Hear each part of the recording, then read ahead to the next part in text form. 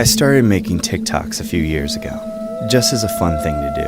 I never really thought it was going to go anywhere. I just liked making videos with my friends. Then more recently, I had a few different videos go viral and started to actually gain a decent following. It's funny how quickly something like that can take off. Once that happened, I began to take it a lot more seriously, and things were going pretty good for a while. I was making decent money from my videos, and I really enjoyed what I was doing. Of course, none of it lasted that long in the end. I'm an only child, and my relationship with my parents was really strong. I still lived with them, and the three of us would do stuff together pretty often. They completely supported me in my social media career too, which I feel like isn't very common for parents to do. Everything was great, until I discovered that my mom had a dark secret. She had been having an affair with a younger male. It had been going on for years. I couldn't believe it when I found out. My parents seemed so happy. It just didn't make any sense. My mom begged me to keep it from my dad. She said that it would destroy him. I hated being any part of it, but it was what made my mom happy, so I reluctantly agreed. After that, things started to go bad. I still filmed TikTok videos and portrayed being happy, but when the cameras went off, I was in a dark place. Every time that my mom left for work or went shopping, I knew what she was up to. It was hell keeping it a secret from my dad. Anytime he wished my mom a good day at work, I wanted to scream. Then, one night, my dad went to sleep early because he had to be up for work the next day. As soon as we were sure he was asleep, my mom began to explain to me that she wanted to break things off with the other guy. Listen, I just want us to be a happy family again. No more secrets. I agreed completely and encouraged her to end it with the guy right then. So my mom texted the guy and told him that it was over. There was no response at first. Then, suddenly, she started getting a bunch of threatening texts from the guy. He had completely snapped. The next thing we knew, he was calling my mom and yelling at her over the phone. You think you can just toss me aside, bitch? After I gave you years of 20-year-old pipe? He continued to scream at her over the phone, until he eventually threatened to leak a bunch of scandalous photos and videos of the two of them together. He said that he would make sure that everyone in town knew what my mom had done. The two of us snapped after that. What are we going to do? He'll tell everyone. It's going to make your father want a divorce. We are not going to let that happen. You hear me? Whatever it takes, he is not going to destroy our family. We quickly devised a plan and asked the guy to meet in person, rather than talking over the phone. He agreed and we picked a secluded area where there wouldn't be anyone else around. Then my mom and I both got in the car and headed to the location. Neither of us said much in the car. I was too busy thinking of how we were going to stop this man from ruining our lives. We met up with the guy a few minutes later. He had brought his buddy with him as some sort of backup. The other guy didn't say much though. He just stood behind his friend and watched what was going on. My mom tried to reason with the guy at first, but he was obviously way too upset to listen. He just kept yelling about how she couldn't do this to him. Finally, my mom got fed up with him and told him that she wanted him gone from her life. It's over between us. There's nothing you can do, and leaking those pictures isn't going to change anything. He still wouldn't listen though. He told us that he was definitely going to leak and we should just screw off. He then got into a car with his friend and drove away. The next thing I knew, my mom and I got into our car and began chasing after them. We can't let them get away! You think? We quickly caught up with them, and it wasn't long until we were driving right beside them, both going over 100. I didn't even hesitate. I couldn't tell you for sure what was going through my mind, but I knew I couldn't let them leak those pictures. I couldn't let them hurt my family. I took a deep breath and then slammed our car into theirs. My mom started screaming, and I could see the guys freaking out through the car window, but I kept going. I slammed the car into them again. We were both so close to the edge of the road now. I had never driven that fast before. My heart was pounding. For a second, I just wanted to hit the brakes and make it all stop, but I knew what I had to do. I let out a loud scream as I jerked the wheel to the left one more time.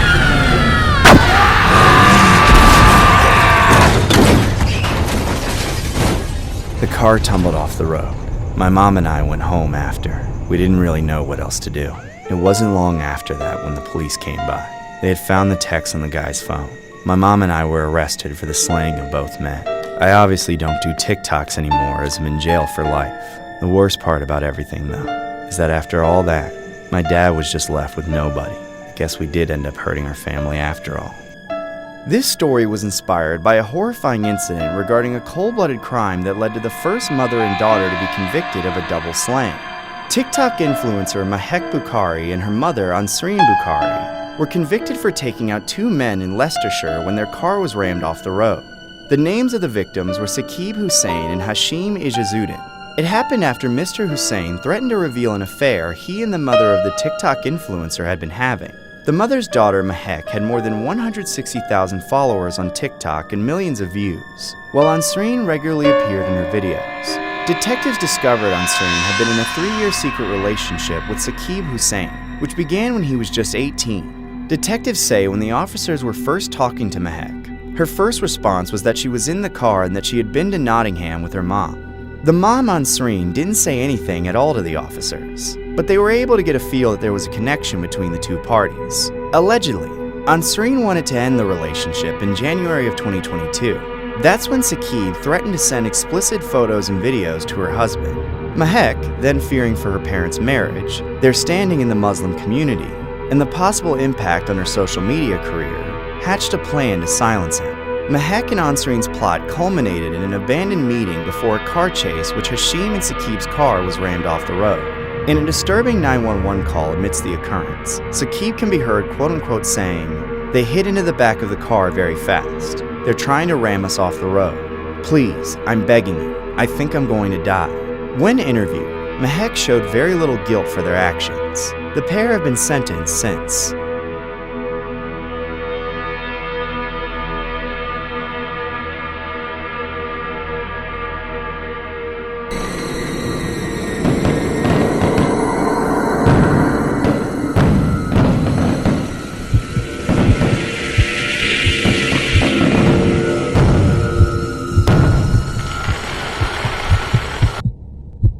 I had been living with my husband and daughter in a little apartment downtown for many years when it happened. It all happened one year during the 4th of July.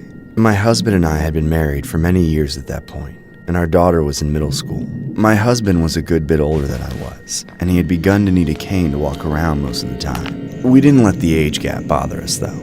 My husband and I loved cooking out, and we especially enjoyed the fireworks. Our neighborhood always put on a big show, and we had always had a great view from our balcony. We had decorated the apartment with flags and other patriotic stuff, and we were all having a great time. Just before evening, I was in the kitchen cooking dinner so that we could all eat on the balcony while we watched the fireworks. My husband and daughter headed out to the balcony early while I got everything prepared. I had the food ready a little before the show was supposed to start, so we all sat outside and ate while we awaited the fireworks. Just as they started, my husband said that he had to go to the bathroom. He headed inside while my daughter and I watched the show begin. Hurry up, dear! You're going to miss it! Don't worry, the real fireworks will happen in the bed later tonight. He then laughed and said he would be back in a flash. A few minutes later, I heard loud noises coming from inside. I didn't know what it could be, so I got up to check. I opened the sliding door and went inside.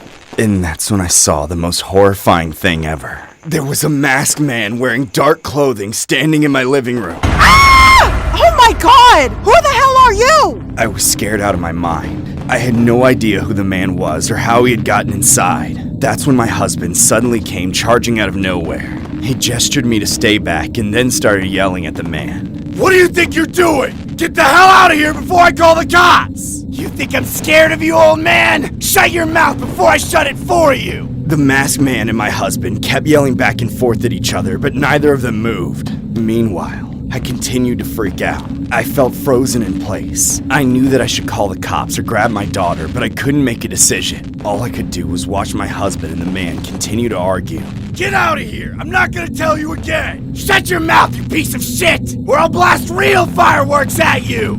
That's when the masked man suddenly charged at my husband and grabbed him by the collar, slamming him to the ground. Oh god! Somebody help us! Help! I watched in horror as the man picked my husband up and threw him across the room like a rag doll. Then, he picked up my husband's metal cane and started to threaten me with it.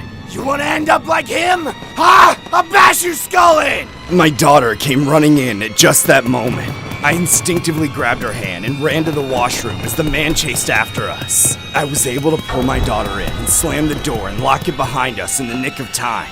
One more second and the intruder would have gotten a hold of us. He started banging on the door and yelling at us as my daughter and I cowered inside. Open this door, I'll kill you, you hear me?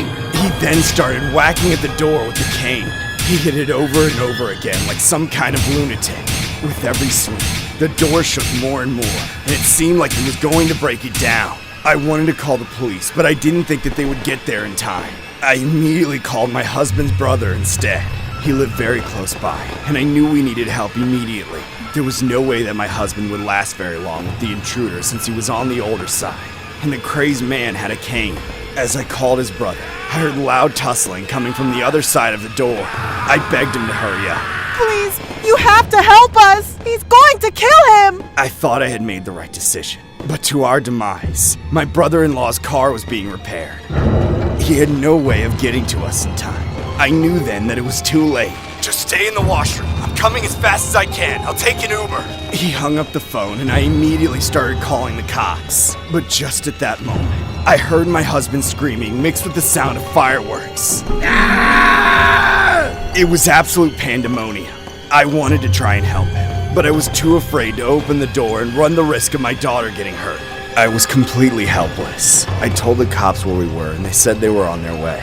There was no way that they could get there fast enough. The tussling sounds continued, and I heard my husband scream a few more times. Then, after several intense minutes, the loud noises stopped. The cops and my brother-in-law eventually arrived, but when they got there, the suspect was already gone. My husband was found laying on the floor, still conscious, but barely responsive. His face was bloody and bruised. They took him to the hospital right away, but there wasn't much they could do by that point. He died later on from blunt force trauma. The masked man was never found. Ever since that day, my daughter and I have been traumatized by the 4th of July. We don't even celebrate it anymore. It's just too painful. All it does is remind us of that horrible night. This story was inspired by a horrific 4th of July incident regarding a 64-year-old man who was taken out inside his Lincoln Heights apartment while confronting an intruder during a hot prowl burglary. It happened just before 9:30 p.m. at the apartment. At the scene, responding officers found the victim, later identified as Jose Mencia, inside suffering from blunt force trauma. Mencia was pronounced dead at the scene. According to the LAPD, Mencia was outside watching fireworks with his wife when the suspect entered the apartment. At some point, the victim went inside and encountered the suspect. Neighbors told police they heard an argument between the two people. Mencia's wife was not physically injured in Monday night's deadly incident. The victim's grief-stricken wife told reporters that the suspect entered the home while she was serving food. She went into the bathroom and locked the door, and could even hear the pair fighting through the door. Oscar Mencia, the victim's younger brother, said when he got the frantic call that his brother had been attacked, he felt helpless because his car was not working, preventing him from rushing to his brother's aid. It was unclear if the male suspect stole anything from the apartment, but the victim's wife said she saw the suspect leaving with a bag. The suspect is described as a man wearing a mask and dark clothing and remains at large. The investigation remains ongoing.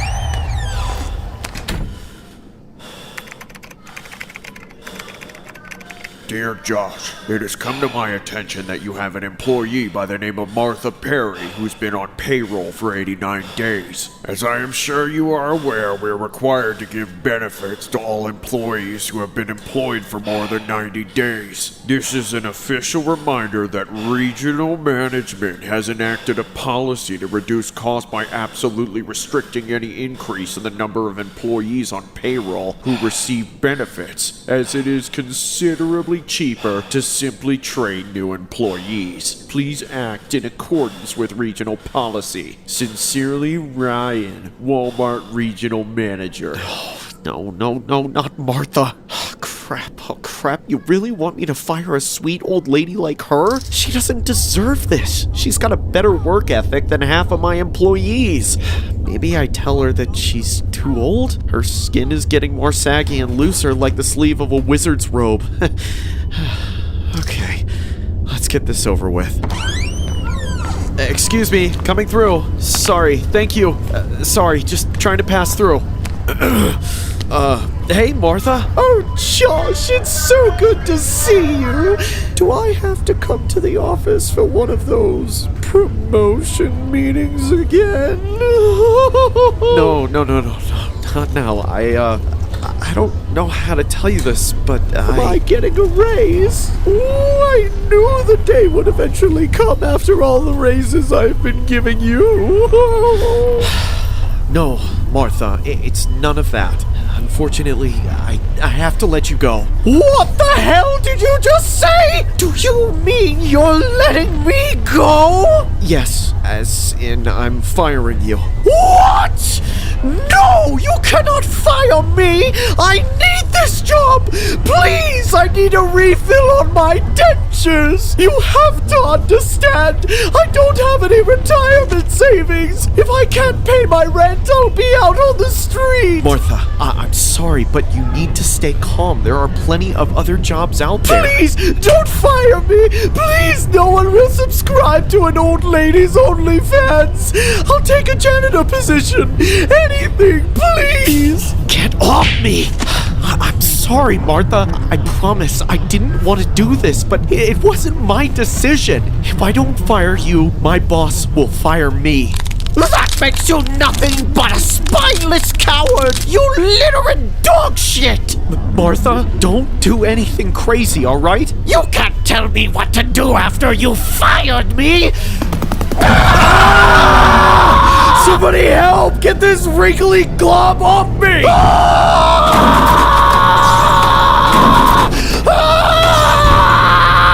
Call the cops! She's crazy!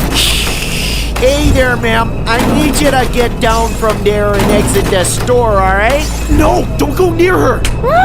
Hey, put me down! Ah! Everyone stay away! Let the cops handle this!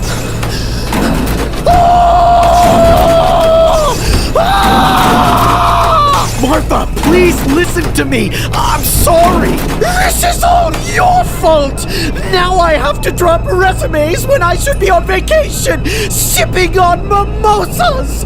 Ah! Martha, stop. You're gonna hurt somebody. Well, I don't care. If you come any closer, I'll rip your throat out and shove it through your eye socket. No, please don't. Step aside, sir. We'll take it from here. Ma'am, you need to calm down. Show us your hands and get on the ground. Do you think I'm afraid of you? I eat punks like you for breakfast. That fool knows firsthand how my gums feel. Ah! Ah!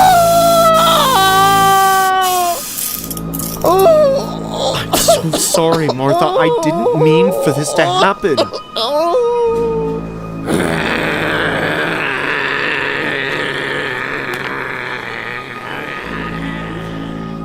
What have I done?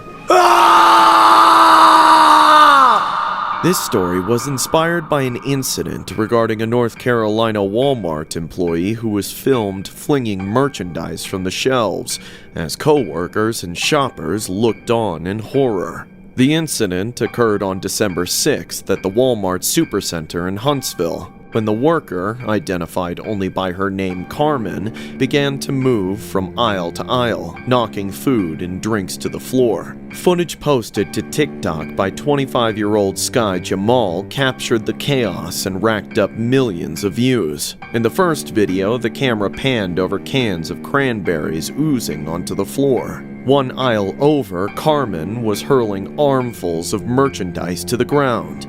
It was alleged that the woman had been fired shortly before the incident. Police arrived and escorted the woman out of the store. She was not charged with any crime. Despite the scant context, people flocked to social media to share their opinions. Former Walmart employees had plenty to say, with some justifying Carmen's actions. One of them wrote, "They fired me on my 89th day because benefits started on the 90th. Good. Destroy the whole thing and burn it too." Others commented saying her actions was not justified, as other co-workers would be the ones left to clean up the mess.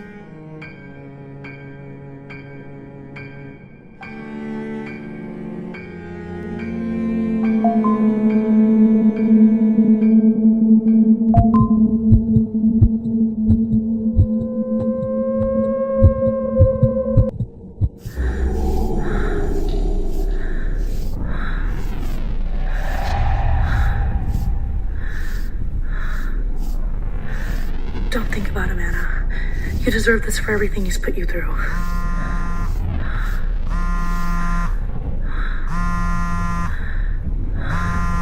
Damn it, just leave me alone!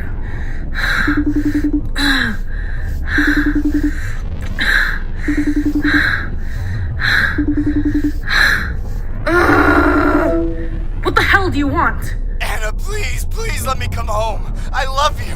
I miss you so much. I wish I could say the same thing. But we're married, please. We're getting divorced, bitch. I already got a lawyer. No, don't say that. Don't say that, please. I'll be more submissive, okay? You can say— Shut up! You've been treating me like trash ever since your stupid TikTok went viral. Hey, don't call my TikTok stupid. My TikTok is a more promising career than anything you've ever tried to do. See? You selfish rat! You always put your videos before everything else. Before me. Before your own daughter. Even before your own sanity. What are you talking about? Are you calling me crazy? Yes! You're a controlling psycho freak and you treat everybody like props. I'm not a Skyrim NPC and you're not Scarface. Are you talking to me? Wait a minute. Why do you have so much makeup on? Are you cheating on me? It's none of your business. You bitch! You're cheating on me! I knew you were getting your cheeks clapped! I'm gonna kill— If only something else was as big as his TikTok account.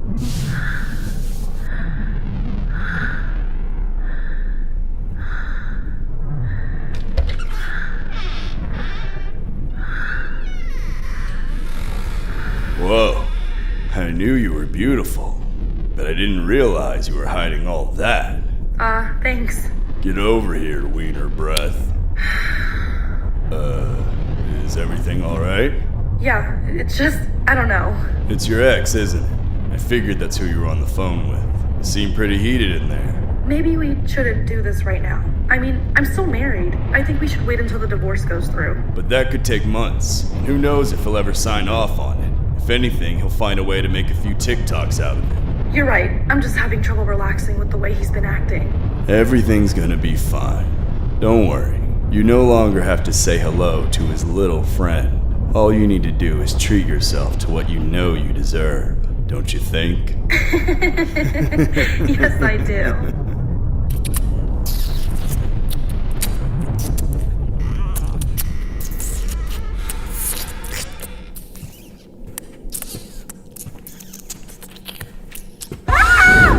What are you doing here? Jin Kid, is that you?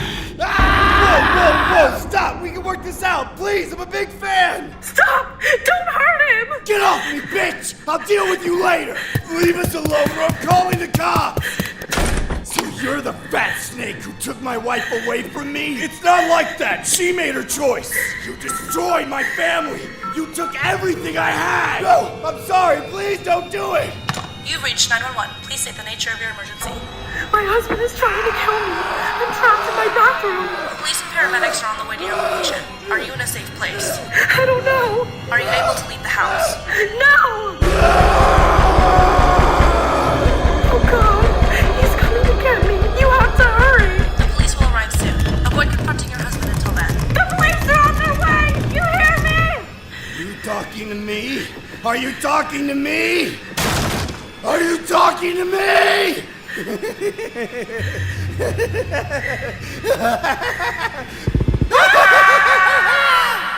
The story was inspired by a horrific incident regarding a 29-year-old man named Ali Abulaban, known on TikTok as Jin Kid. He's accused of taking out his wife Anna Abulaban and her friend Rayburn Cardenas Barron. The incident happened in October at a high-rise apartment building. The defendant was a TikTok star with more than 940,000 followers on the social media app. His account featured comedy skits and impersonations, mostly of the character Tony Montana from the 1983 film Scarface. His videos occasionally featured his wife, who had a small following of her own. Police say that Abulaban called police around 3:10 p.m. on the day of the slaying, telling a dispatcher that he arrived at the 35th floor apartment and found both victims' remains in the living room. When the dispatcher asked him to remain at the scene, Abulaban said he had to go and ended the call. Police say Abulaban then picked up the couple's daughter, who was in the vehicle with them when police stopped him that day. Prosecutors say Anna Abulaban had asked her husband to move out of their apartment, but according to testimony, he secretly made a copy of the apartment key. He allegedly later told investigators that while his wife was away on the morning of October 21st, he used the copied key to enter the apartment. He then vandalized the unit and installed an app on his daughter's iPad that allowed him to monitor live audio inside the apartment. While listening to the app later that day, he overheard his wife and a man giggling, which then infuriated Abulaban, causing him to drive to the complex from a hotel he was staying at. Abulaban told police that upon entering the apartment, he saw Baron and his wife sitting on the couch, with Baron's arm around her. Abulaban said he then took out the pair. Abulaban was charged and could possibly face the death penalty if convicted. He has since pleaded not guilty to the charges and remains in custody without bail.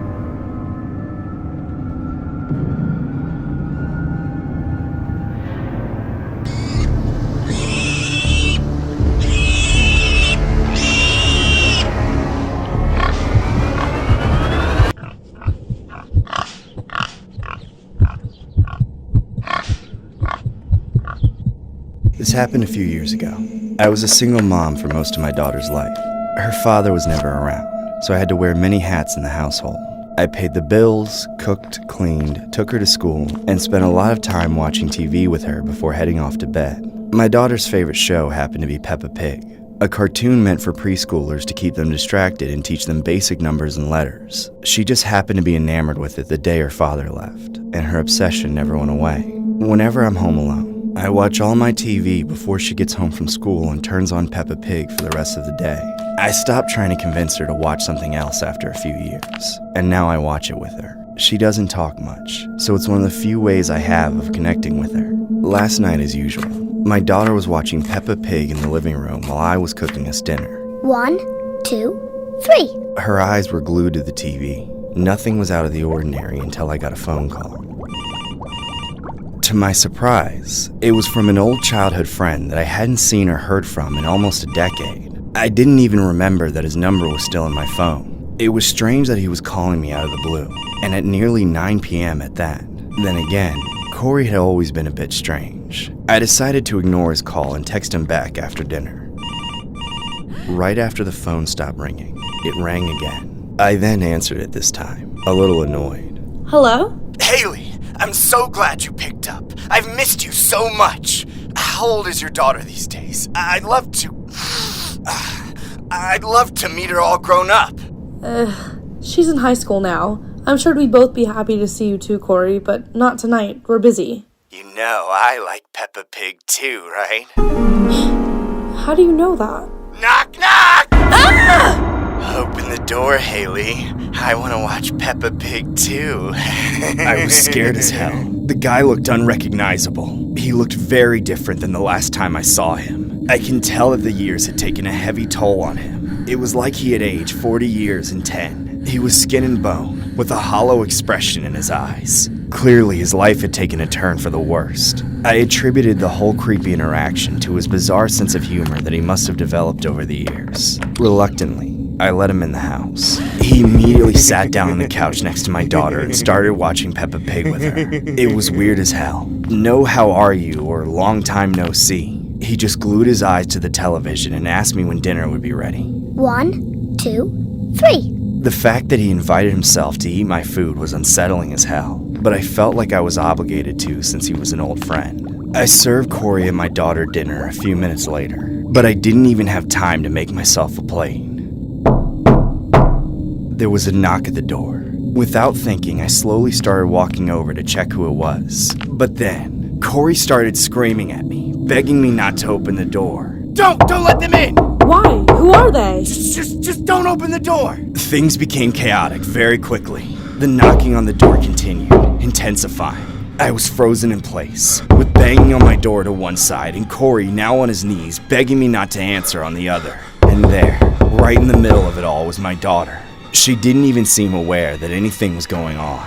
She just continued watching Peppa Pig and the counting train start up from 1, then 2, then 3, and then start over again. 1, 2, 3. On top of it all, I swore I could hear a pig squealing on the other side of the door. Everything happened so quickly. I didn't understand any of it, but then it clicked. It seemed like this had to be a joke. It had to be one of Corey's old pranks he used to pull to get a rise out of me. This was just his way of saying hello after being gone for so long. If I opened the door, there would be one of Corey's friends standing in front of me, or one of my friends, or maybe even my husband would miraculously appear. He'd be holding a pig in his arms and say, "We're having bacon tonight." We'd all laugh and he'd give the pig to my daughter as a pet. It would be the perfect gift for her. She'd name it Peppa, of course. Maybe she was in on it too. Maybe she had put on some edited version of an episode of Peppa Pig just to screw with my head. That was the only way any of this made sense. I was ready to laugh. I was done being confused and scared. Done with Corey screaming at me and crying on my living room floor. Done with people showing up to my house unannounced and banging on my door like the police. If I waited any longer, it looked like they would break it down. I ignored Corey's begging and calmly walked over to the door. I unlocked it, then opened it. No!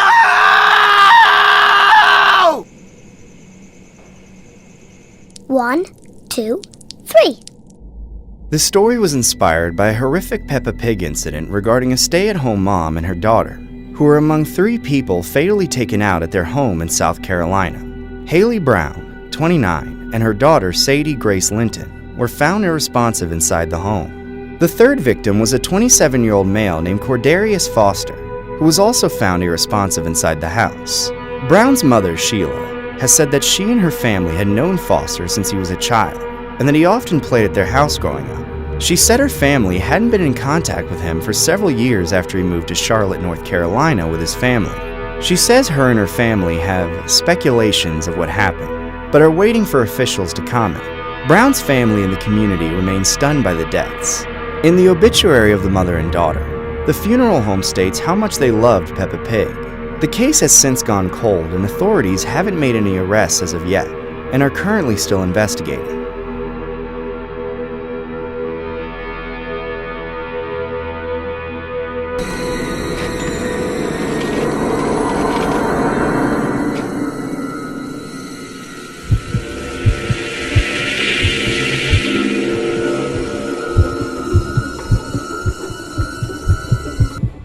You always hear a lot of weird stories about Walmarts. At least, I always have.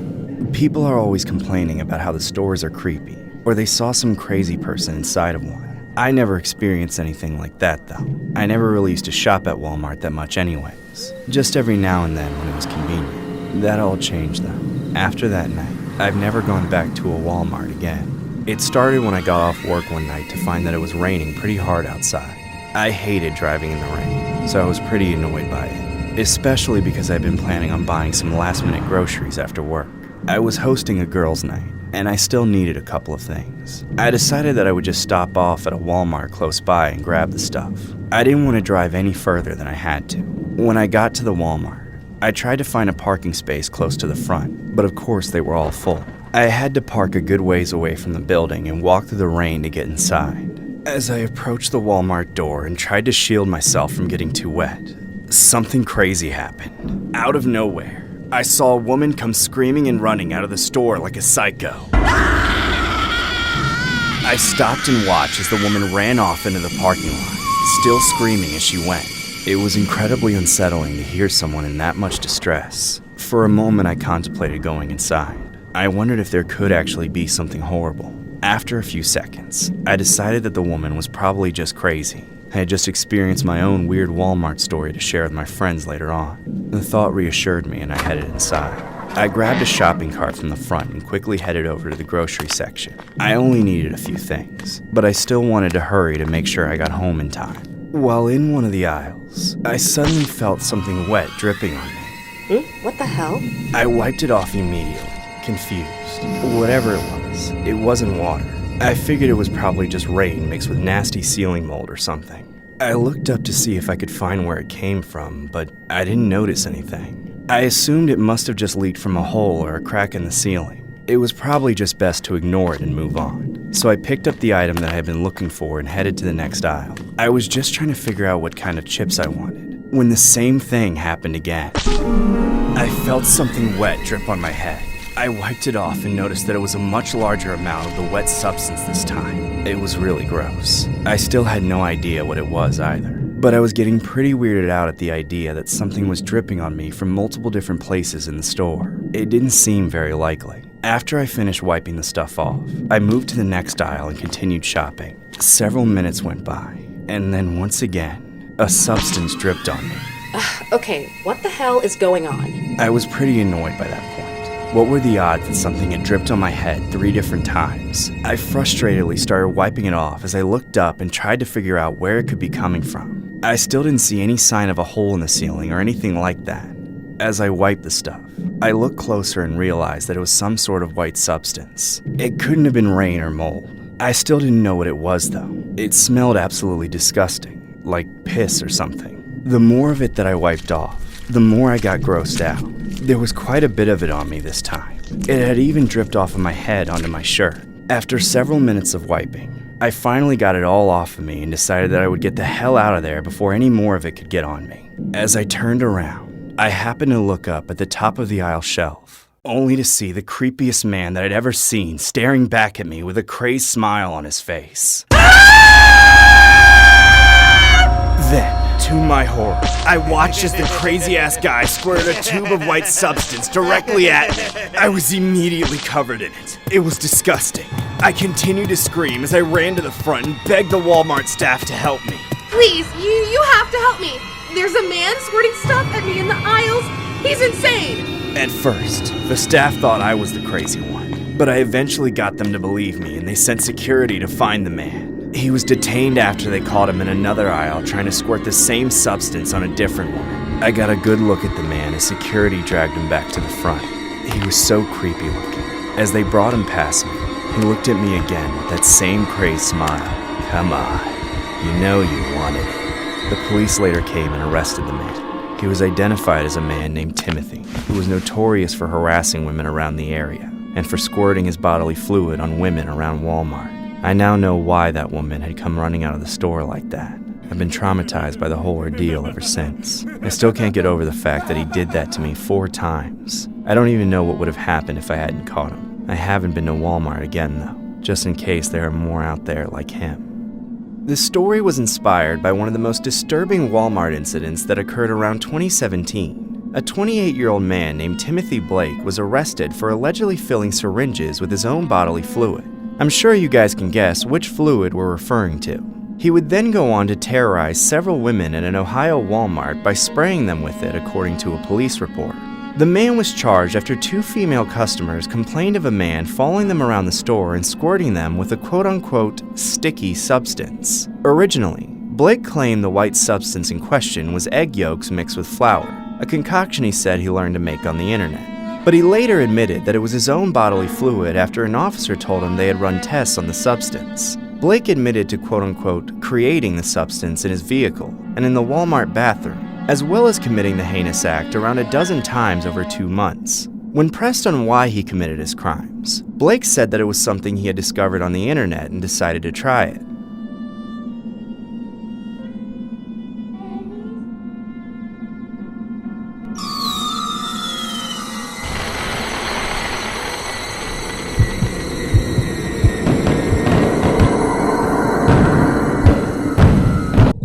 This happened last year on the 4th of July. My wife's birthday was only a few days apart from America's, so she has all the more reason to celebrate. As for myself, my favorite part is that it's one of the handful of days out of the year where it's acceptable to drink beer in a public park. All the neighborhood dads did it, and their respective families would gather around to watch the fireworks display. Luckily, my family lives within walking distance of the park. If we wanted to, we could get a decent view from our front yard, but we preferred to walk the couple of blocks it takes to get the best view possible. Last year was no exception, but we happened to be running late. It was already starting to get dark, but none of the snacks were packed and there was no beer or ice in the cooler yet. I told my wife and son to go ahead of me in the hopes of getting a good spot last minute. I stayed behind to pack the cooler, make a couple of quick sandwiches, and get the lawn chairs out of the garage and ready to go. By the time I was finally on my way to the park, the last of the daylight was gone. I tried to hurry, but I was weighed down by all the stuff I was carrying.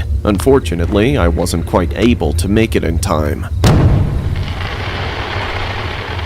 About halfway there, the first fireworks went off. They lit up the sky and sent shockwaves through my chest. I knew I was missing out on some fun, but at least my son was there in time for the full experience. When I looked back to the horizon to see where I was going, something, or rather someone, had appeared from the trees. A man dressed as Uncle Sam was pointing at me with one hand, and sparklers burning in his other hand. He then picked up a sack full of fireworks over his shoulder, and before I knew it, the man was running straight for me. What are you doing all the way out here? You're missing the fireworks! I'm on my way now. I'm just a few minutes late. You better give me a damn good reason why you're late to celebrating independence with your countrymen, or I'll give you a sparkling lobotomy. Relax. I was just getting some sandwiches and a couple of beers. I used American cheese, I swear. No Swiss. Treason! Sandwiches? That's the reason you're missing my once-in-a-lifetime show? For sandwiches? Hey, those were for my family, you asshole! Deadbeat! Do you know how much time and effort I put into the show to make it special? Just for you to abandon your family and your country for a couple of crummy sandwiches? And imported beer? Ah! Stay back. Don't come near me. I want you dead! Ah! Somebody get this psycho off of me! I just want to watch the fireworks with my family, not get poked by an old guy on top of me! Help!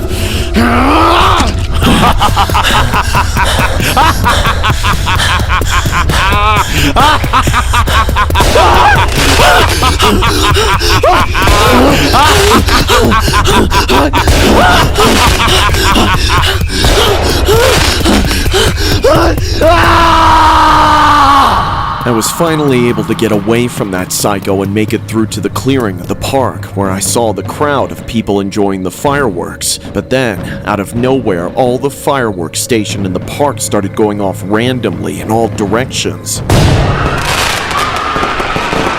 That day was the worst disaster in the history of my town, and it's ruined the 4th of July for everyone who went through it. The psycho pretending to be Uncle Sam didn't just attack me, he was also the perpetrator of the events in the park. He sabotaged the fireworks to go off in a dangerous and unpredictable way. And worse, he rigged some homemade explosives to detonate in the chaos. Sadly, my wife was hit with a piece of shrapnel and didn't survive, along with a few others. Fortunately, my son survived with minor injuries. The man responsible was later arrested and charged accordingly. As the 4th of July approaches, I know that my son and I will not be participating this year, and maybe never. This story was inspired by a horrific incident regarding a 37-year-old man named Anthony John Mayer, who was charged over a Michigan 4th of July fireworks disaster that left 1 dead and 9 injured. Authorities said Meyer brought and lit a quote-unquote salute cannon that sent shrapnel into a crowd gathered to view a public fireworks display.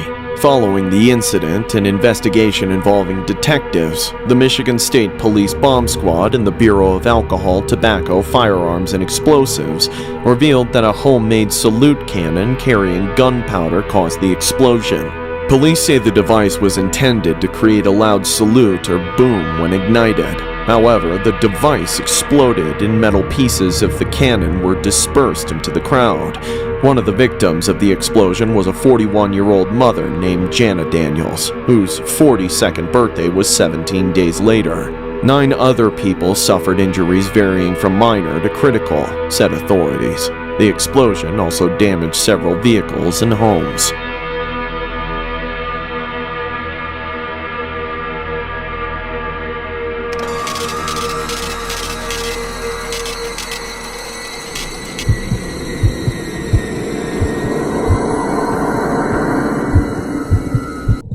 This happened in June of 2013. I was with my 3 little girls at the non-profit thrift store, trying to buy some new clothes for them before the start of the school year. My financial situation wasn't the best, so it was a struggle to pay for anything, even at the discounted prices. I thought I at least had enough money for what we had in our cart, but at checkout, my card declined. I started to get flustered, knowing one or all of my girls would have to give up something they had just spent hours picking out. And even then, if I spent all our money on clothes, what would we eat for dinner that night? That's when an elderly man in line behind us introduced himself. "Hey, I'm Donald. Let me help you out." He then flashed a $100 Walmart gift card and offered to pay for whatever we wanted to get there, and even offered us all a ride in his van. I was reluctant, obviously, but I felt a lot of pressure from the long line of people behind us. So when he mentioned that we would be meeting his wife there, I caved and went along with it. After all, $100 was a lot of money, and what would he try to do as long as I was there? The risk seemed worth the reward if I could get my girls some new clothes and have money left over to buy dinner. So, we left everything at the thrift store and piled into his van. Of course, it just had to be white and windowless, which didn't make me feel any better about the situation. To my surprise, however, we made it to Walmart without a hitch. From there, my girls and I started shopping and trying on clothes while Donald stood nearby watching. I kept waiting for his wife to show up, but hours went by, and she never did. He made up some excuses about traffic, but at the time, I was too preoccupied with my girls to be very critical of what he was saying. After spending a couple hours at the thrift store trying on clothes, only to leave them all behind and start over doing the same thing for 2 more hours at Walmart, we were all starting to get hungry, and the girls were getting to be a handful. I was in the fitting room with my 5-year-old, struggling to get her into the 10th pair of pants of the day, when all of a sudden Donald said something on the other side of the door. "Cherish wants to go to McDonald's. Is it alright if I take her over there and bring you out some food? I'll meet you back here." Sure. Just don't take too long. We're almost done here. I was so distracted with what I was doing that I didn't even think for a second about what Donald was proposing. Several minutes later, it finally dawned on me. I had just let my 8-year-old girl get into a van with a complete stranger. My heart immediately dropped into my stomach as I dropped everything and found the nearest employee. I begged them to help me look for my daughter. We searched every single aisle in the store, but she was nowhere to be found. We decided to wait and see if she would come back, but she never did. After a couple hours, the store closed for the night and I was forced to leave. On the way home, I called the police. They sent out an Amber Alert, but at the time, they said that was all they could do. Once I was home, I called my sister and begged her to come over. When I told her what was happening, she understood completely. Unfortunately, there was no amount of comfort she could give me that would have made that experience any easier. I stayed up all night, sobbing and eating away at myself. That night was the most agonizing night of my life. I knew deep down what was happening, and my mind just kept playing it in my head, over and over like a horror movie. I also knew it was my fault for letting the two of them go together. I kept asking myself, what was I thinking? Clearly, I hadn't been thinking at all. All I knew was that my girls desperately needed clothes, and I was just trying to make the ordeal of getting them the slightest bit easier. But I made a terrible mistake, and my daughter was paying for it. I begged God to let me wake up from this horrible nightmare. It was just too horrific to be reality. I asked my sister to pinch me or slap me a dozen times, but no matter what I did, I couldn't snap out of it. Slowly, it began to sink in that I was living in real life, and I had ruined it forever. Every hour that passed felt like an eternity, but even then, I didn't want to get what I was waiting for. I didn't bother to sleep. I stayed up until the next morning, and that's when I got the call. The police had found her remains in a creek behind a church. The worst of my fears were confirmed. Each and every piece of evidence that came out afterward was just another awful detail about what she went through and how she died that I didn't want to know. They then caught Donald in a vehicle by a nearby road and immediately arrested him. After months of court trials, Donald was deemed to receive the death penalty. But of course it would take years before the state finally goes through with it. My therapist tells me I shouldn't blame myself for what happened. I'm not the criminal who committed the crime after all. But to this day, I have yet to accept that. I feel like any mother would hate themselves for being as careless as I was that night at Walmart. The story was inspired by a disturbing incident regarding a registered offender named Donald James Smith of Jacksonville, Florida, who was accused of abducting a young female named Cherish Periwinkle from a Walmart and then taking her out. Authorities said Smith befriended the girl and her mother while they shopped at a dollar store Friday night. Smith then took them to a Walmart where he offered to buy them clothes and hamburgers. Instead of buying the snacks, Smith walked out of the store with the girl. The girl's mother then called 911 when she noticed they were missing. A tip led investigators to the female's body in the woods near a church Saturday morning. Police arrested Smith after stopping his van on Interstate 95. Smith had been a registered offender since 1993, when he was convicted for attempted kidnapping and selling obscene materials. He has been arrested several times since then. Smith was denied bail and has since been charged and sentenced accordingly.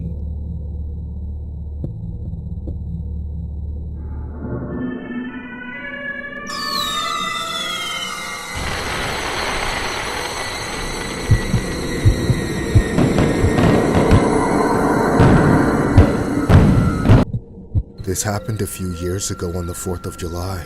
I had recently bought a house with my girlfriend of 7 years, whom I recently asked to marry me. We already have 2 kids together. This year was the first 4th of July we were celebrating as an engaged couple and homeowners, so I wanted to make this an extra special summer. We invited a bunch of our friends and family to our house for a backyard barbecue, and I promised everyone they would see fireworks they would never forget. I bought the biggest, baddest fireworks I could find on the internet for a great price. This was not the usual Roman candles, sparklers, and tiny little rockets that I usually got, if I could recall. It was a firework called something in the lines of the Armageddon. It was one of those fancy fireworks boxes that shot out a variety of fireworks and allegedly lasted a minute. On the day of the 4th of July, I spent the afternoon manning the grill and catching up with my old friends. I let the older kids play with the smoke bombs and bottle rockets, but it didn't stop them from begging me to set off the big fireworks all day. I laughed it off and told them to wait until it got dark. I didn't let it show, but I was also feeling very impatient to see the real show. Finally, in the evening, it was time. There was still a bit of light, but it was dark enough. I had all my fireworks set up on the lawn of my backyard. I started with the smallest fireworks I bought from the internet, a pack of 6 exploding mortars in all different colors. And then finally, the best for last, the Armageddon. I then picked a spot in the backyard and started digging a hole. I then planted the box inside to keep it from going anywhere but up and hurting anybody in the crowd. My fiance then handed me a grill lighter to light the fuse. Then I ran back to the crowd where we were all waiting in anticipation. The fire crawled up the fuse and into the box, and then nothing. Everyone was disappointed. I was worried I might have gotten a bunch of defective fireworks from the website. I gave it about a minute, then I went over and grabbed it out of the ground. I was partly confused as to why it didn't go off, and partly mad that I had apparently been ripped off. I took the box over to the fireworks table to see if I could fix it somehow. I started playing around with the fuse, nudging it back and forth to see if it would do anything, but nothing happened until... That's when the damn thing went off. I felt a blinding flash of light, and at the same moment felt the rocket hit my right eye and fly across my face with a trail of fire. I collapsed, screaming. After that flash of light, everything had gone black. As this realization dawned on me, I could hear everyone screaming in panic as the fireworks began shooting in every direction and at the family. A moment later, things got even worse. The rocket managed to light the entire table of fireworks on fire, and after just a few seconds, every single one of them started going off as well. It was a brutal barrage of explosion after explosion. Everyone screaming and crying and trying to get away. I couldn't see a thing. I was so in shock that I couldn't even stand up. I just cowered with my head in my hands and screamed helplessly as I listened to my family and friends being bombed by the fireworks I brought into my own home. It seemed like an eternity. I spent the entire time hoping that nobody else got hurt and that I wasn't going to be blind forever. I wished that I could get up and help, but my body kept telling me there was nothing I could do because I was already dead. It was like my entire life had been struck from existence by a single rocket. I thought for a minute that I was actually dead, but eventually the fireworks died down and my wife was able to come to my aid. She brought me a wet rag to cover my eyes, but I'm sure she had misunderstood the severity of my injury. She kept asking me to open my eyes despite me screaming and wailing in pain. It burns like hell! I can't see anything! Somebody give me some Visine! All I could remember was hearing my wife scream in horror and telling me that my eyes were pitch black. In that moment, I knew how badly I messed up. My wife called 911 immediately. Obviously, I don't think anybody but me and my family were still in the backyard when the ambulance arrived. Luckily, nobody else suffered much more than a minor burn or a twisted ankle while running away.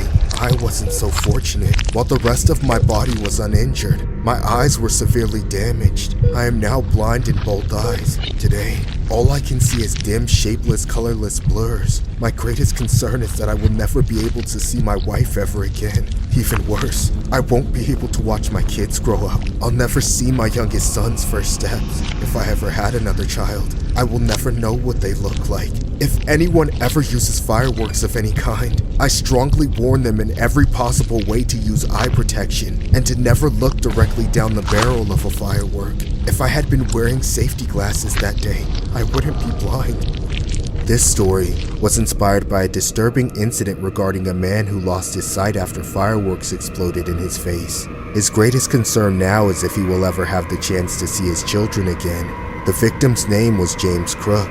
He was lighting fireworks on July 4th and had just lit a firework with the grill lighter, but wasn't sure if the fuse had lit. Crook then bent over the firework to check the fuse when it exploded in his face. Crook's fiancée recalls his eyes being pitch black when he opened them.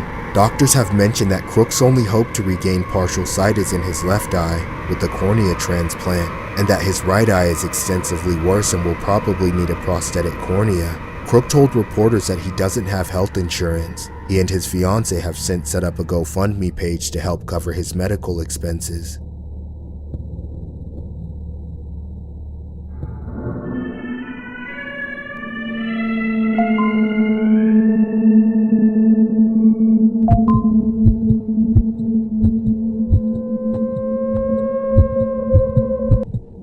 I go on TikTok a lot.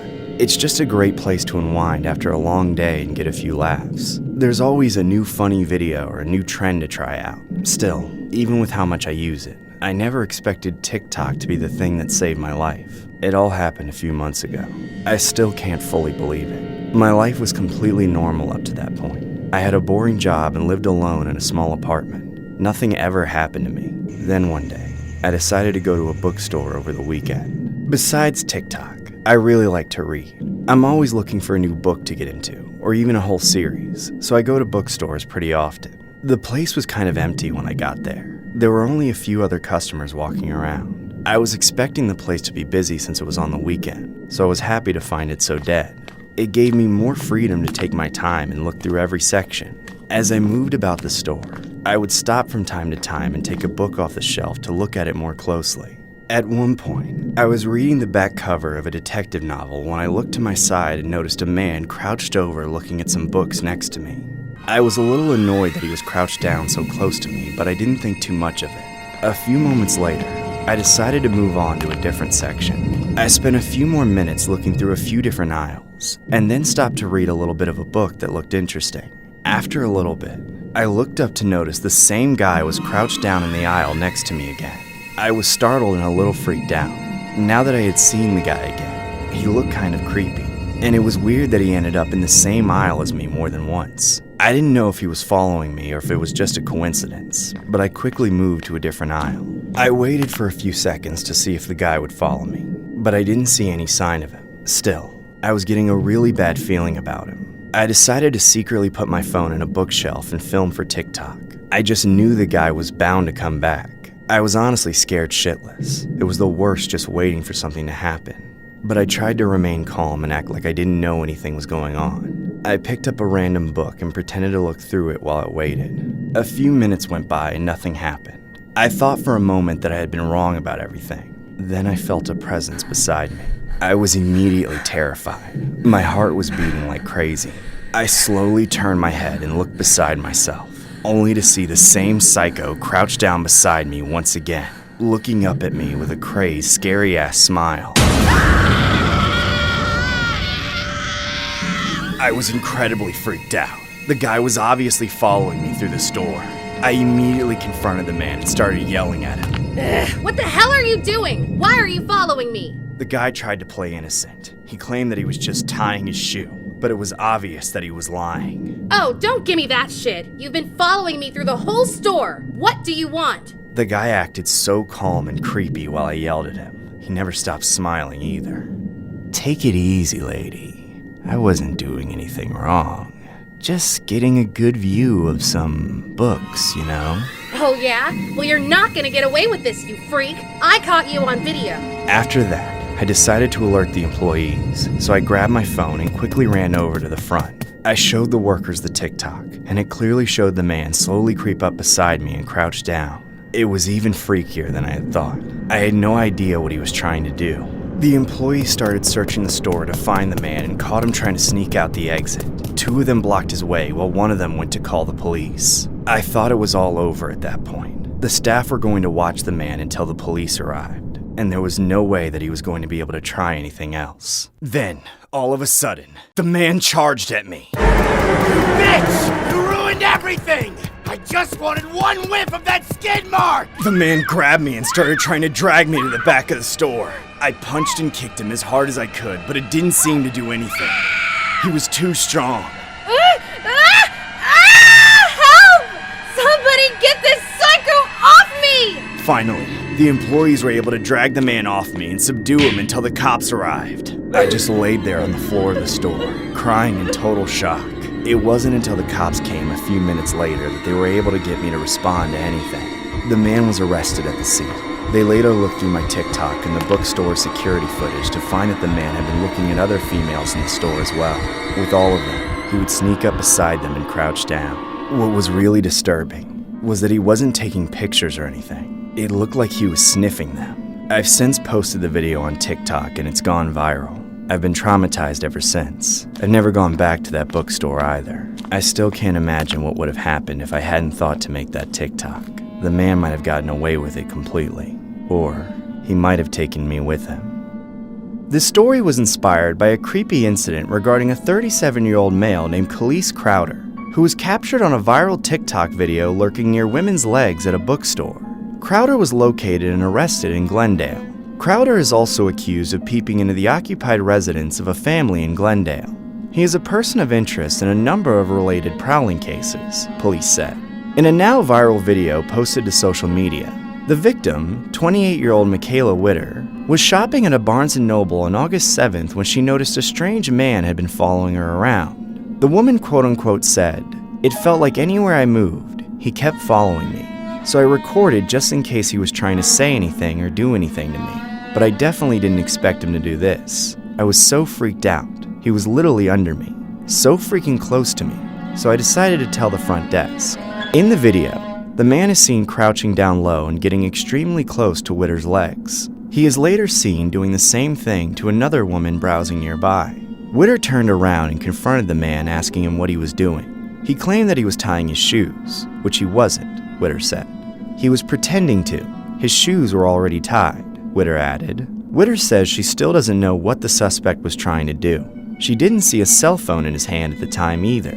After posting the video, commenters claim the suspect could potentially be the same man with a long criminal history of peeping, prowling, and residential burglary in the area. Crowder has since remained in police custody.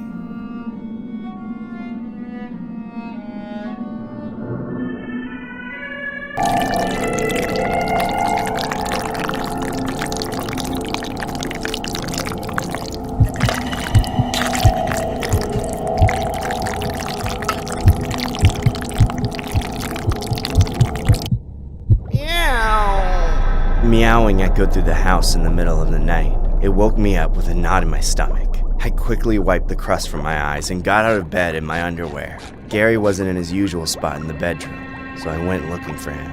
That wasn't the only trouble in the house, though. When I tried to turn on the lights, none of the switches worked. I grabbed a flashlight and searched the house. It sounded like the howling was coming from downstairs, so I carefully made my way to the first floor.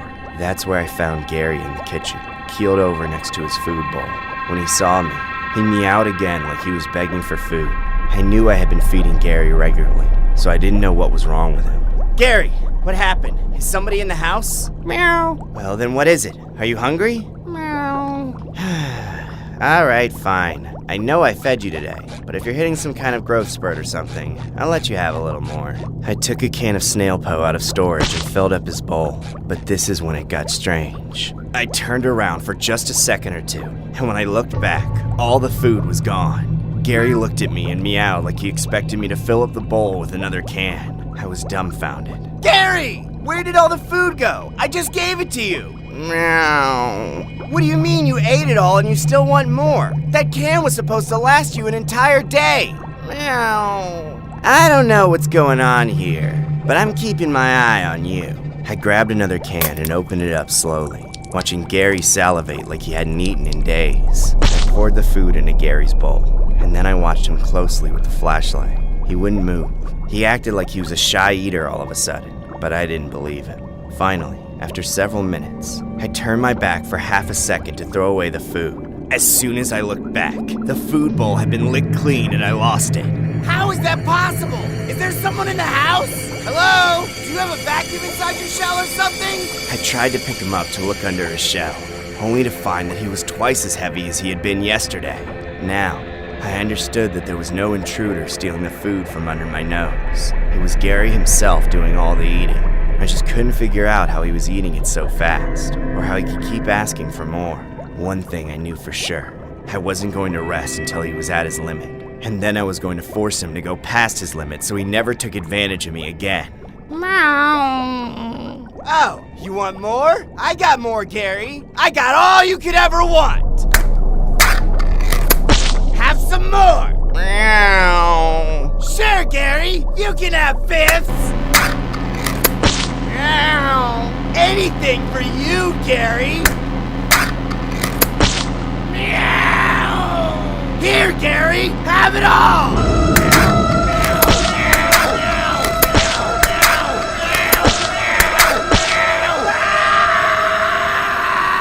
That's how it all began. The story of the once humble Gary the Snail's descent into gluttony beyond imagination. It didn't take long for me to run out of my stock of snail po, something I didn't think would happen for a long time. I always bought a year's supply in bulk by the pallet, but Gary went through it in a week. I should have just given up and kicked him out at that point, but I was too stubborn. I started feeding him food from the fridge, scraping and scrounging for every crumb in the house, and I gave it all to him. It's been a month since Gary became a monster. I found every single potentially edible thing in this house and threw it into that bottomless pit. Now, I'm sure the only things left are me and the pineapple itself, and I don't think it'll be long before it comes to that. I want to go to the store to get more food, but I'm too weak. I can't even stand up without falling over. I wonder what everyone in Bikini Bottom is thinking right now. Your call has been forwarded to an automatic voice message system. At the tone, please record your message. When you have finished recording, you may hang up or press 1 for more options. Hey, SpongeBob. I know I sent you all those messages about how you're fired because you're a no-good, no-call, no-shower, but, I wanted to apologize. I'd take it all back if I could. The truth is, we're all worried about you. It's just nobody's seen you in a while, and we'd like to make sure you're alright. So, if you're hearing this, it'd sure be great if you came back to work at the Krusty Krab. I'm worried I'm gonna run out of business. Please come back, SpongeBob! Please! Please! Please! Please! Please come back, SpongeBob! Please come back!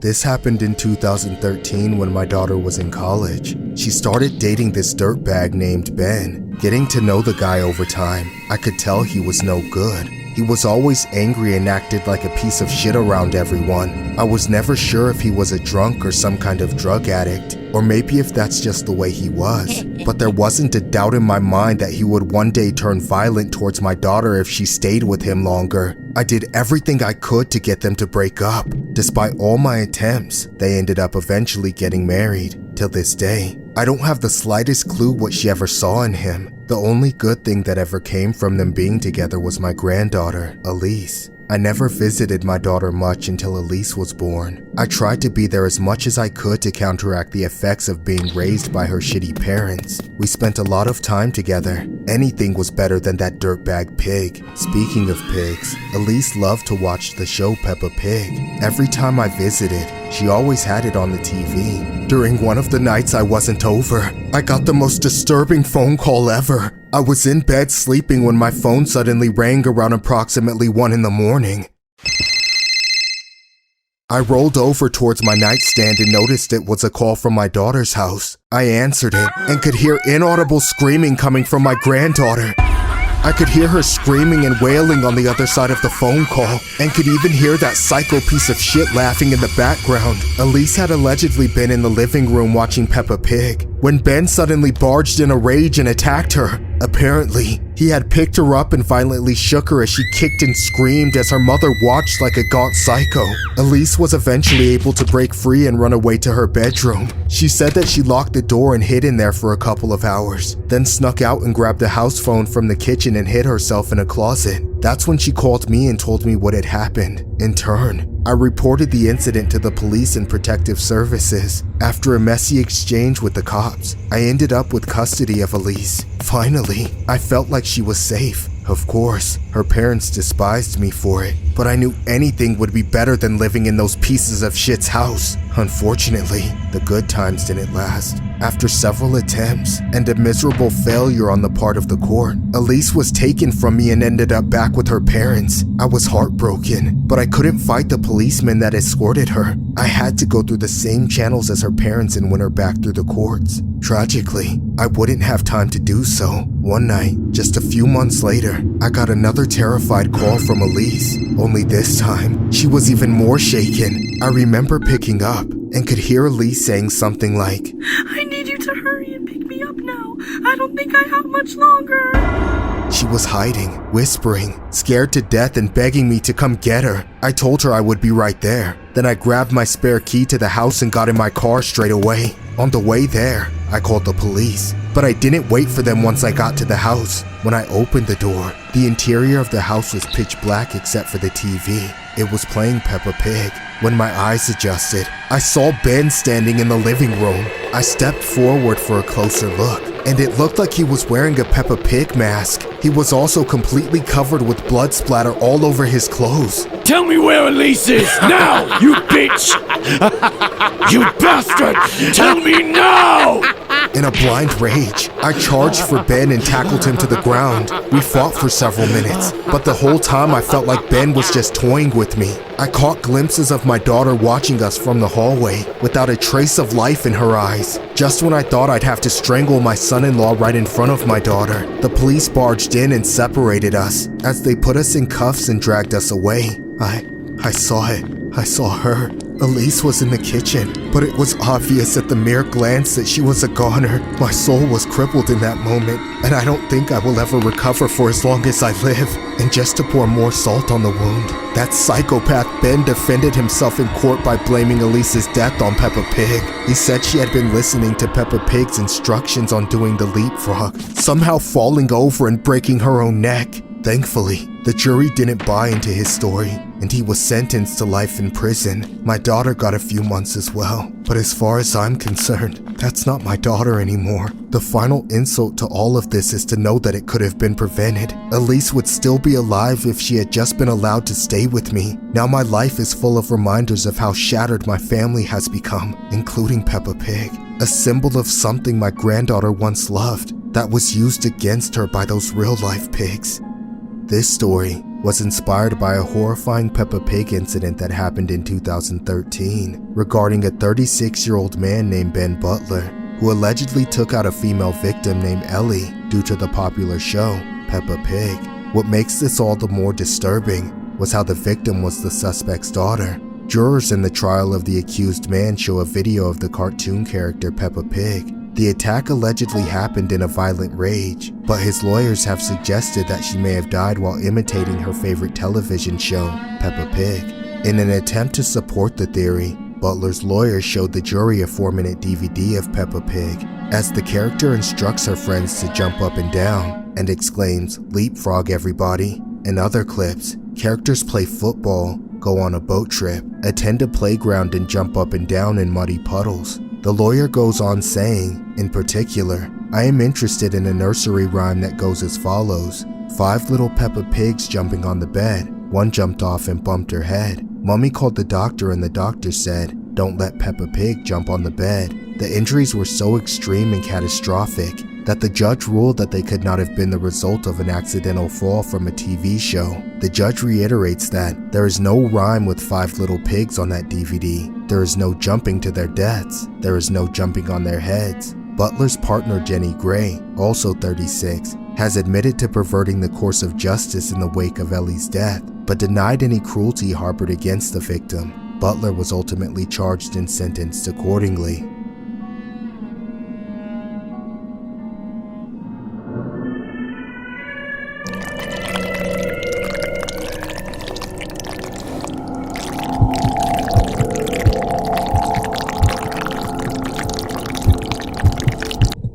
I woke up gasping for air. I didn't know where I was, only that it was someone's dark and dingy home. No matter how hard I tried, I couldn't remember a single detail about who I was or how long I'd spent in that place. Had it been days or weeks? For all I knew, I'd been there for years. Despite not knowing anything, the longer I spent trying to piece things together there, the more it seemed like I was the prisoner of some psycho control freak. Just when the thought of getting the hell out of there popped into my head, that's when I heard him for the first time, giggling from somewhere inside the house.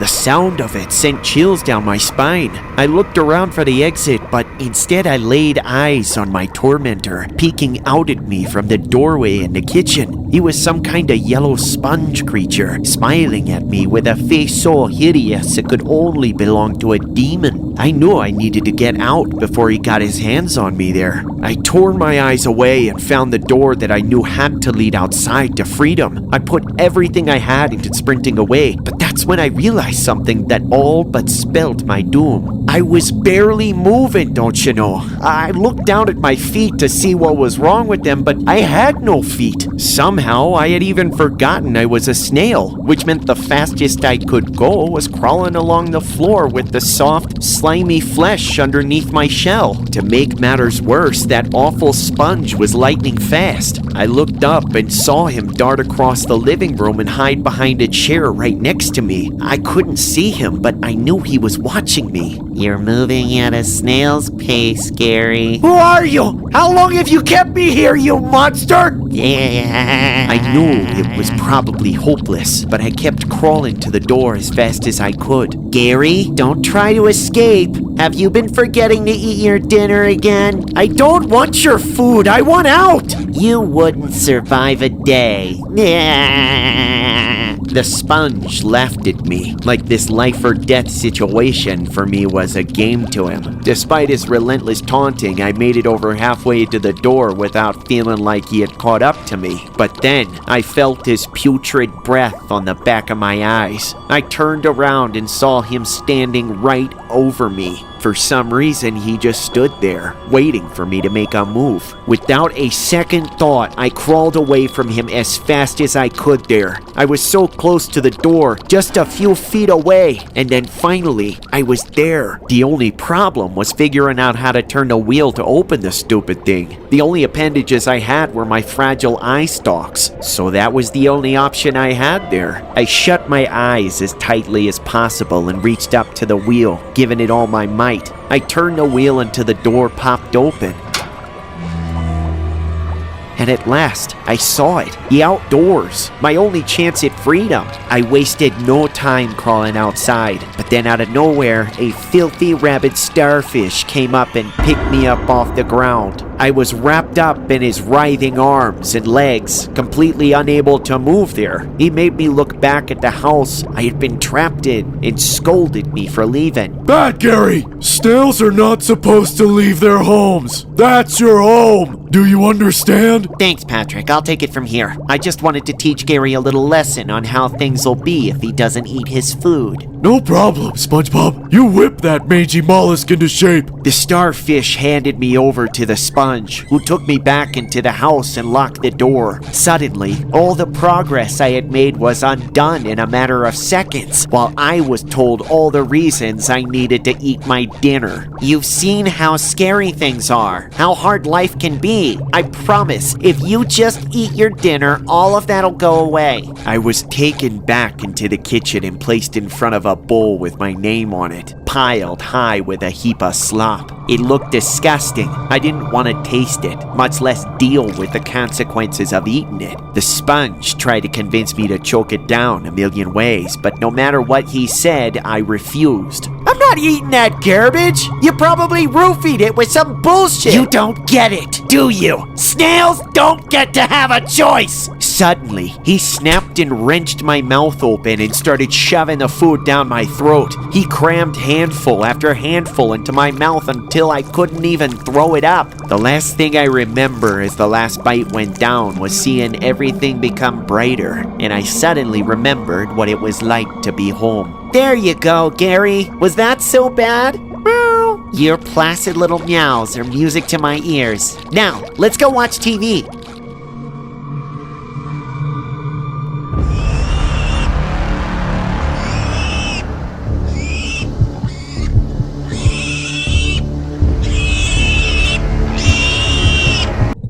Sometimes, when I wake up, I don't remember myself at first. I don't know where the hell I am or if anyone is with me. All I know is that I'm starving. I always panic for a moment. I start to think I've been abandoned, but then I slowly remember my family, Mommy and Daddy and George. I know who they are. We live in a little house on a little hill. I love my family, but for some reason, Mommy and Daddy never seem to give us any food. The hunger is terrible. It's painful and it makes me forget things. I have trouble sleeping throughout the night because of it. Just like tonight, I managed to get out of bed and go downstairs to ask my parents for some food. I don't know why I always forget, but I was surprised to see them all so skinny. I'm not the only one in the house who's so malnourished. Daddy looks the worst. I remember when he used to be as big as the house, but now he's just skin and bones. Whenever I ask about it, Daddy always says weird things. Daddy, can we please have some food? Not yet, Peppa. Just wait for the bell, and then we can have some. But I'm hungry now! Can I at least go outside and eat some dirt? It's better if you stay inside, Peppa. I promise it'll only be a couple more days. It makes me so sad to see Daddy like that. He's trying so hard to keep it together for the family, but I don't know why we're all starving so badly. He never tells us what's really going on. And what's the deal with this bell? I don't remember hearing any bell. I must have forgotten that too, because I have no idea what's supposed to happen when it rings. I just hope it rings soon. I don't know how much longer I can survive without food. Daddy looks like he's about to cry. I'm a little annoyed with him though. No matter how many times I bother him about having food, he only gives me vague answers that I don't understand. I was starting to feel like he's a selfish piece of shit. There wasn't much I could do about it. The last thing I remember was sitting on the couch with my family and just passing out a few minutes later.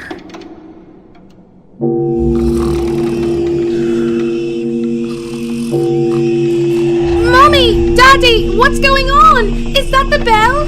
Hey! Stop! Listen to me! Please, wait for me, you guys!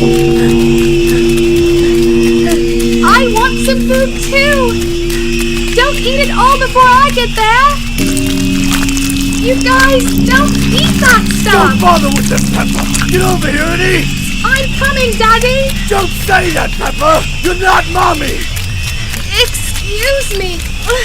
I'm coming through! Please, make way! I'm here, Daddy! Where's the food? There. It's that time, piggies! Feeding time! Oh, you scrumptious pork chops are gonna taste the best meat you could ever ask for. And that's coming from a guy that's had about 100 one-night stands. It's delicious!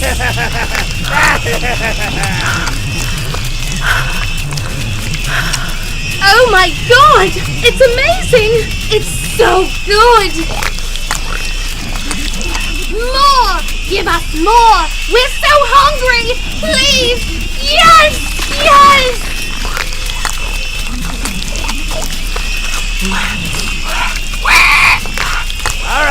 Now it's pay-up time, Porkies! Daddy, why does the food man have an axe? Mommy! Run, Pepper, run! George, come here, you'll be next! Daddy, do something! We have to help Mommy! There's nothing we can do, Pepper! We have to get inside!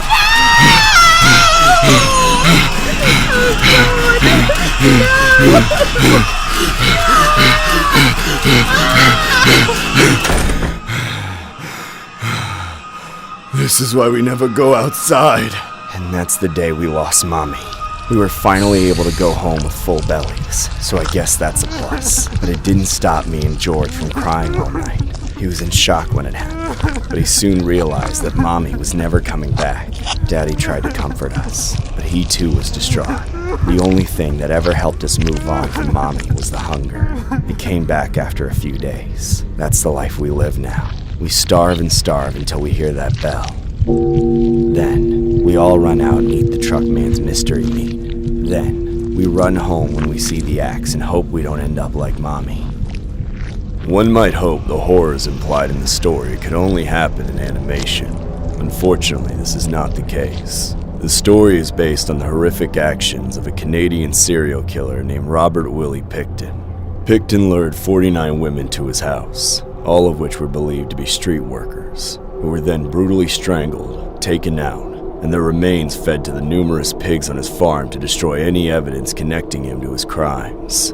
It took 20 years for police to arrest Pickton, which many people attribute to the social status and occupations of his victims. In reality, there could have been far more victims than the known 49. Health officials once issued a tainted meat advisory to neighbors who might have bought pork from Pickton's farm, concerned the meat might have contained human remains. In a somehow even more sick and twisted turn, after being arrested, Pickton revealed more of what he did with his pigs, including sleeping in their gutted carcasses. Pickton would eventually be convicted and sentenced to life in prison with a maximum parole and eligibility period of 25 years. However, it was reported that Pickton had recently died in a hospital following injuries from a prison assault involving another inmate on May 19th of 2024.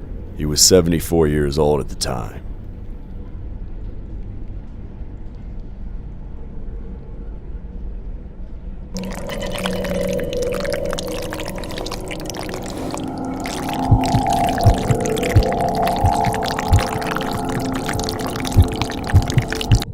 I need to keep this confidential to protect myself, but at the same time, the world must know what's going on. This may come as a surprise, but just because I'm a snail doesn't mean I'm unable to talk.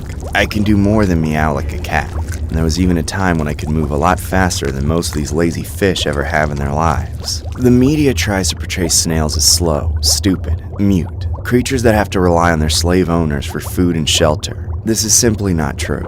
In fact, our shells are made of some of the hardest stuff on the sea floor, and we were once a proud and independent species, until the day we were captured and forced into subservience. I don't know how it goes for other snails who have been sold off as decorative slaves, or as our owners call us, pets, but I assume it's not any better than what I go through.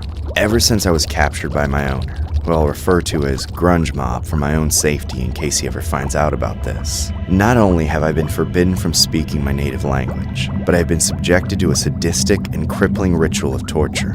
It happens once a year, and always on the anniversary of the day Grunge Mob kidnapped me and took me away from my family forever. I was so young at the time, but I remember it clearly. I was smaller and slower than the rest of my family, and one day I got separated from them in the kelp forest. Grunge Mob blindfolded me and dragged me far away.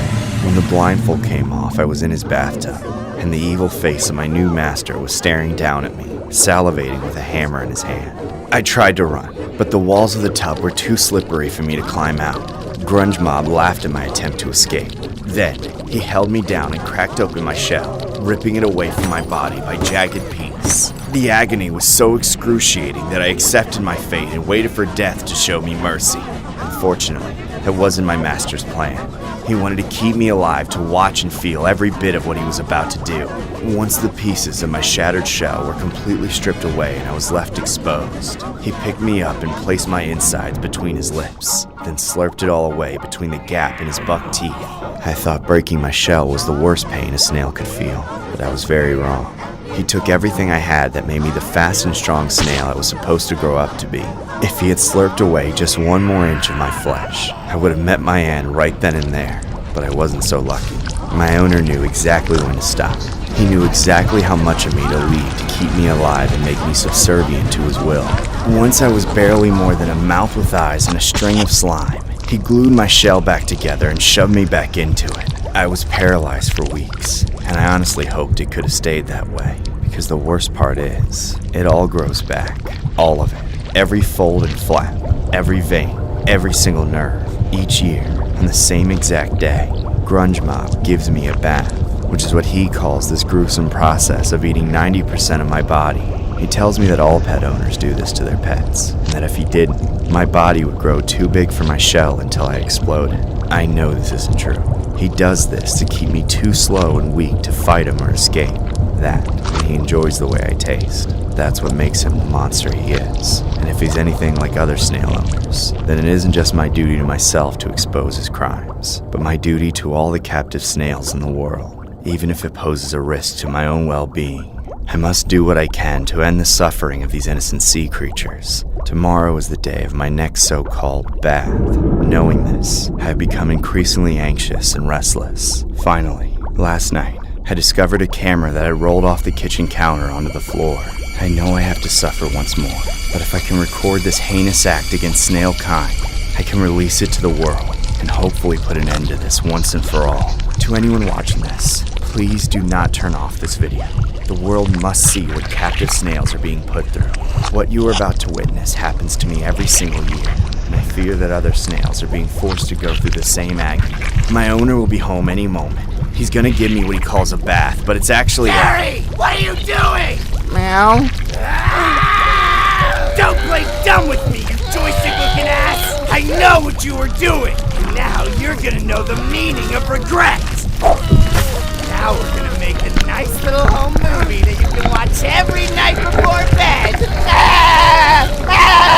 No! Please, not the song! Don't do it! Please! I'm begging you! I'll do whatever you want!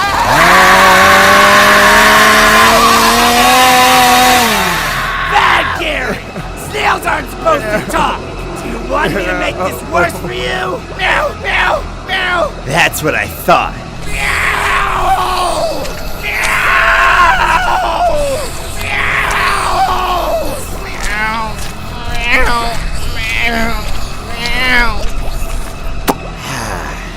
That's even better than a Krabby Patty.